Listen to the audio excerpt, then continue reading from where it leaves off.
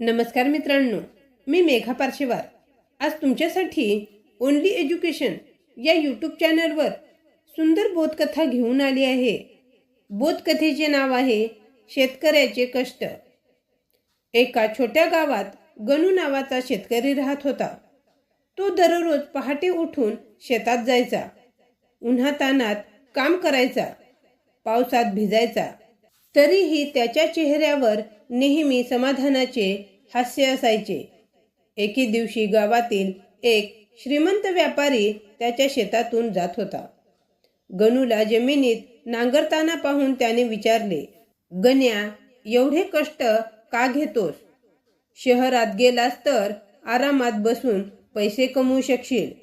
गणू हसला आणि म्हणाला, साहेब, ही जमीन माझी आईसारखी आहे।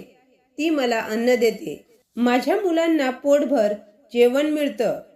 हिची सेवा केली की मला खरी शांती मिळते। काही महिन्यांनी दुष्काळ पडला।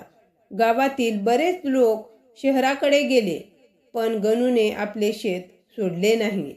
त्याने विहीर खोदली, पाणी साठवले आणि थोड्याफार पिकातून गावकऱ्यांना धान्य वाटले। तात्पर्य, कष्ट करणाऱ्याचा कधीही पराभव होत नसतो।